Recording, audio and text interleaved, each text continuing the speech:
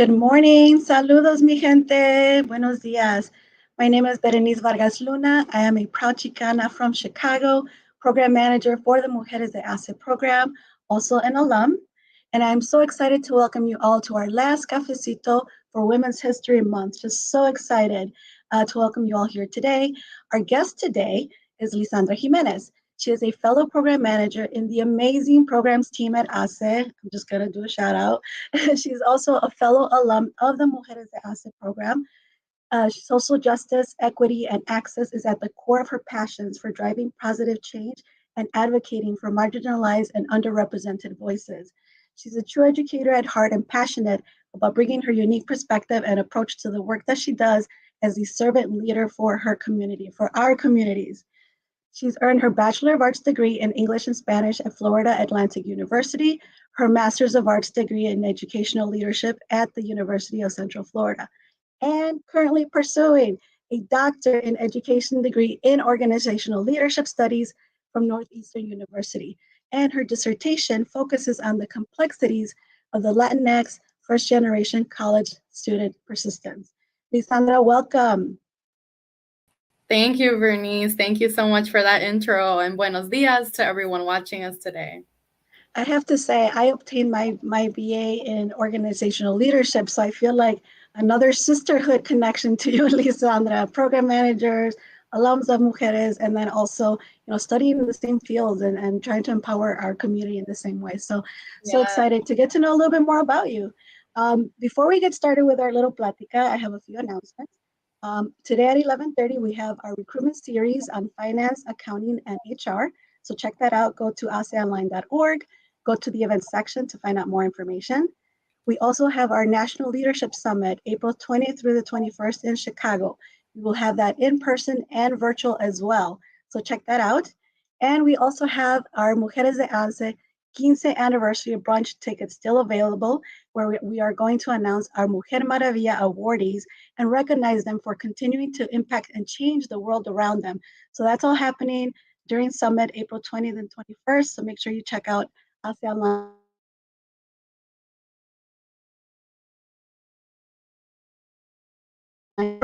How do you take your cafecito, Lisandra, or what is your beverage of choice? Thank you so much for that intro, Bernice. So I do have my cafecito mug with me here, but actually I am Team Agua. So I mostly hydrate with water throughout the day. My parents, growing up, tried to, like a proud cubana, tried to get me to do the cafecito, but ni pa atrás ni pa'lante, like we say in Cuba, it never happened. So I am Team Agua. Got it. I am trying to join that team. I kind of, yes and no, but definitely trying to do more hydration. So that's awesome that you do that. I take my cafecito. I'm a cafetera. I drink coffee all day, every day, unfortunately, with a little cream. But my favorite coffee is café de olla. If I ever see that, especially in Mexico, if I ever see that, I'm going to get it. And I enjoy it so much. But I can't seem to make it the same at home. So I just leave it to the experts. Cheers to cheers. So tell us about your cultural and professional background. Tell us a little bit more about you, Lisandra. So I mentioned I'm a proud Cubana. So I was born in Cuba and then came to the US when I was about 3 years old. So I've been mostly raised in the US, but very, very tied to my Cuban roots, still speaking Spanish at home all the time. So very tied to that. And then a little bit about my professional side. I know you said a couple of things, Bernice. Thank you for that intro. I've mostly, in terms of professional experience, worked in higher education. So on the administrative side, I've had a variety of different roles, helping college students in different capacities get through their college journey, supporting them, getting them connected to opportunities, etc. So that's my professional background before joining HACE. And now currently I serve as a program manager for HACE, overseeing our emerging Latino leaders and multicultural leadership program. Thank you so much for that, Lisandra. And I'm also an alum of the Emerging Latino Leaders Program. And so I It's an amazing program. It's an amazing program. It's a great follow-up to Mujeres de ACE. Definitely check that out. But let's talk about Women's History Month a little bit more. And we're also kicking off Mujeres de ACE spring cohort today. So shout out to any of the Mujeres de ACE that are joining us and watching, that are starting off today, tonight with their spring cohort. Just so excited to kick off yet another year, this being our 15th year. But tell us about a woman in history that you admire and why. Yes, absolutely. So shout out to anyone in the audience who's watching who may be part of our past or current Mujeres de ACE program, and also an alumna of the program, like Bernice mentioned. So as I think of various women throughout history that have really made a difference, one person that really comes to mind is Dolores Huertas. So I am a lover of art, and what I consider art, in addition to the traditional phases that we may think of, is also tattoos. And one of my tattoos has a quote from Dolores Huertas that says, "We must use our lives to make the world a better place to live." So Dolores Huertas was a very passionate about civil rights activism for migrant workers and farmers. And so she, alongside Cesar Chavez, created what today is called the United Farm Workers Union, and then fought for a lot of farmer rights. And I feel like that's a population that is overlooked a lot of the times or forgotten. You know, we have food on our table every single day, but we often don't think about where that really comes from. And so I really admire her passion in working for those rights of those farm workers and being able to get them negotiation with contracts, better working conditions. And so thinking about her struggle in that time, trying to move that forward, I definitely admire that work and that passion that she had. Amazing, and a great example, and obviously one that is so in touch with our community, right? And the work that she's involved in. And I think we got to see during the pandemic a little bit more of how those essential workers were essential, right? And Yes. didn't really understand. Prior to that, I don't think I'd ever heard the term essential worker until then, but they really have always been, right? And so I think it's great that she put in the work, and we still need to do more advancements there, right? And so great that she's still involved. I believe Patricia, our CEO, got to meet her in one of the events in the past. We'll have to ask her for some information on that. Yeah, she's still kicking. She's 92 currently, so she's still Dios kicking. mío. And I've seen her out and still spreading the word and making it happen. So, and thinking of, Women's History Month and really taking that active role in yourself and your community to change the world around you. It could be the smallest thing. You just never know the change that you're making on individuals. So thank you so much for bringing her up. Let's move to MCLP. Let's move into our Multicultural Leadership Program. Now that our applications are open, can you tell us a little bit more about that program and why participants, what they would benefit from participating? Absolutely. So I'm so excited to talk about our Multicultural Leadership Program. As I mentioned, one of the programs I oversee. So I definitely invite audience members to either share with your network, or if you're a leader thinking about leadership development and you're from different backgrounds, please consider applying. We do have the applications currently open, and we post that in the chat as well. So our Multicultural Leadership Program is really meant to increase leadership capacity for professionals of color from all backgrounds. So for that particular program, we accept professionals from all cultural backgrounds to go through the program experience and journey.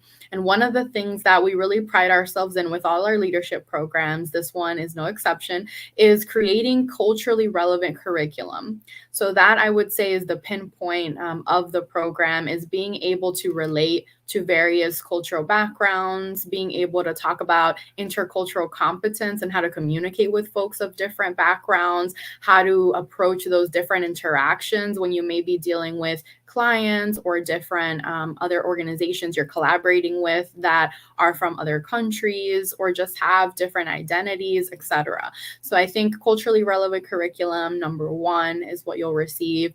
Number two, that intercultural development and being able to see what your blind spots are, how to change certain behaviors, perceptions, and your approach to communicating with people of different backgrounds, which is so important in today's world that we continuously see the growth in different diverse populations within our society. And so it becomes so much more important to appeal to those members of society and those different cultures, whether that's to sell a product or whether that's to close a deal, to create better relationships, better trust, results, and solutions for your organization, whatever it is, it all benefits us as a whole. So that's definitely very important. And then just maximizing your leadership capacity, I would say.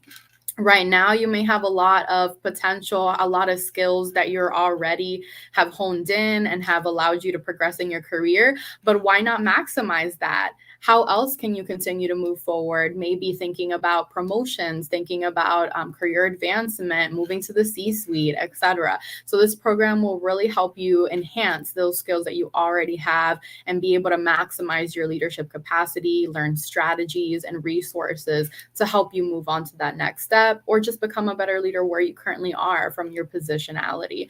So definitely a lot of great benefits for participants. Thank you, Lisandra. And the programs, any type of training, right? Any type of education that you take on for yourself and you invest in yourself, you're going to get so much out of it. And I really felt that experience when I did the Mujeres de HACE program before I even joined HACE.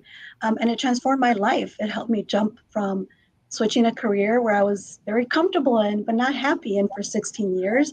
But I really didn't know what direction to go to or even had the courage to make that change. Again, I was very comfortable for 16 years. And so making those changes, those life changes for yourself, and then having those impact the people around you, it's really, I think, one of the other highlights of the program is you don't really understand all the changes and transformation that will come that will impact your life until you get out there and you start implementing what you've learned, right? And start, and you mentioned culturally relevant. I think that's such an important pillar of what we offer in terms of facing our corporate values against our cultural values. And we see that those sometimes they don't always align, humility versus self-praise, and those are the things we have to face in order to find our voice and be able to find those spaces to fight for ourselves and fight for others as well. And so, thank you so much for talking about that. Can you talk about maybe one of the sessions or maybe one of your favorite sessions offered within that program? Yeah, absolutely. So I would definitely say a lot of great content, although I'm biased, but one would definitely be, I would say, the building trust and managing change session. So that's a particular topic that we cover in the program. And I just think about, one of the things that I always think about is the fact that change is really our only constant in life. Like things are always changing around us, and that's the only thing that's going to be constant, right? So I feel like trust and change are two things that are universal. No matter what industry you belong to or who you're going to interact with, you're always going to have to build those bridges, build relationships between people for collaboration, for being able to work with your coworkers, your supervisor, whoever it is. So I feel like those two are very universal. So that was definitely a session that I think people can really learn from. How do you continue to build a deeper trust between your team, but also outside of that with different clients that you deal with different stakeholders within the community for your organization? And then also, how do you manage or deal with change when it comes? How can you do that positively, right? You're always going to have some unforeseen circumstances or barriers that come about, but how do you overcome those? What are some strategies you could use to overcome that change and navigate it, sort of dance in the rain, as they say, right? Since you can't stop the rain, but you can dance in it, right? So finding strategies to be able to navigate that, I think is so important. So I would say that was a session that is very impactful. And thank you so much. And let's drop some questions in the chat for Lisandra. Any questions you might have about her experience in the program or as a program manager or as a participant. But I love that you brought up change. And I really, really connect with that because change is difficult for me. And I'll share with my business, we were facing change and I was really, really fighting it, like really, really fighting it. And here I am 3 months later with so much positive that has come out of that change that I was fighting. That it just goes to show, as you said, that change is good. You just have to learn how to adapt to that, right? And this is what the program offers you. It helps you build that confidence so that you can take out that change and not be so afraid, right? And taking those risks, it helps you also take better risks, right? Things that are going to work out for you. Um, and for your community. And again, this all goes back to, impacting you and those around you. I keep going back to that. The programs have changed my life, but also the life of the people around me. And so I think that's just beautiful. So Absolutely. dropping, You mentioned yes, that, I can also say the people around you that you're going to meet. That's also, I would say, one of the greatest benefits of the program as well, in addition to what we've already talked about. So the networking piece, being able yes, to meet other peers, not necessarily from the same industries. We have all different industries involved in our program. So you'll also get to see what are those differences, those nuances within other industries. Or for me, I got to see it through the Mujeres program, but I think all folks, from any of our leadership programs get to see, oh, there's a lot of similarity here. Like there's some people going through some same experiences. Like I thought I was alone here, or I didn't think there was this many people that were going through the same thing. And so I think that's also very helpful in seeing you're not alone. There are a lot of people going through similar situations in their workplaces, in their professional and personal lives. And then it's good to be able to share and discuss what that looks like. So how do I navigate this roadblock or this challenge? Maybe how did you do it? Speaking to a peer and being able to brainstorm together, getting to know each other, expanding that network can help in so many different ways. So I would say that's also a great benefit that comes from the program.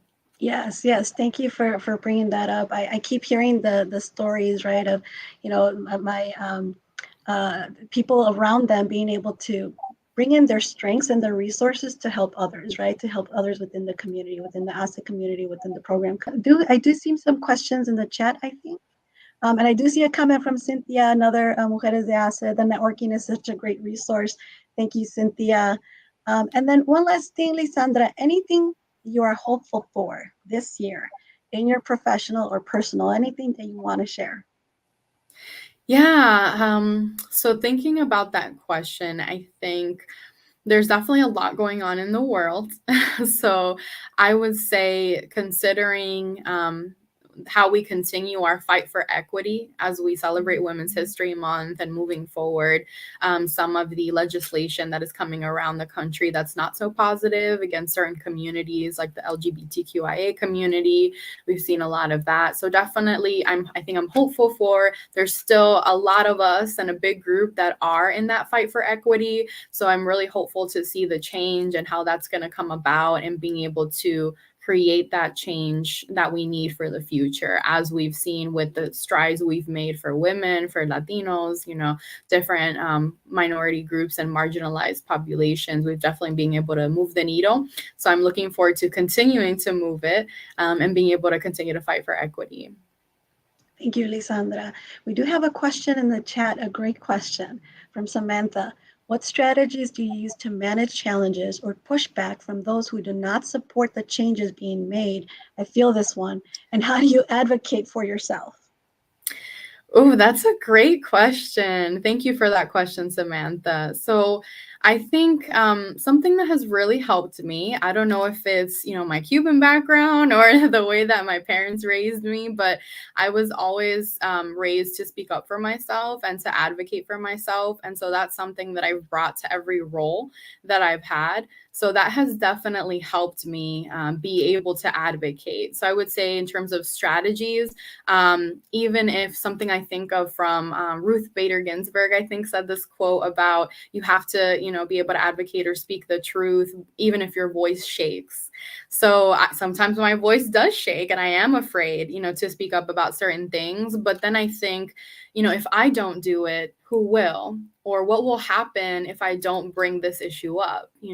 There's not going to be change. So I definitely think even if you're afraid, being able to speak up and being able to advocate for what you think, should either change, or giving your ideas, whatever scenario that may be.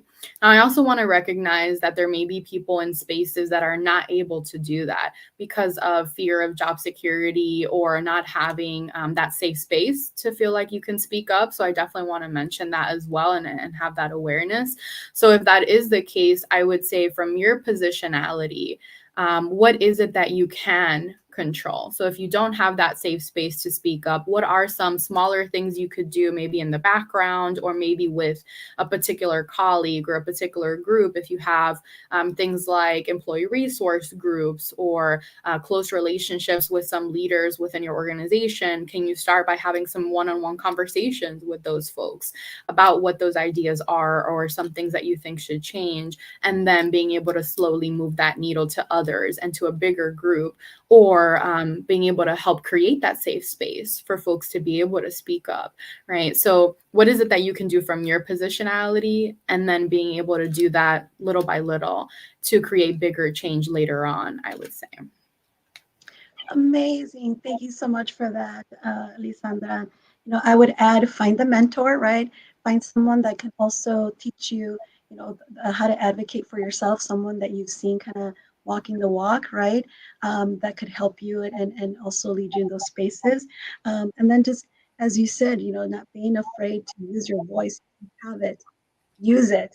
It's the only voice that we get, right? And you have to use it for good, right? You have to use it for yourself. And so thank you all. And there was another comment. Yes, I love that.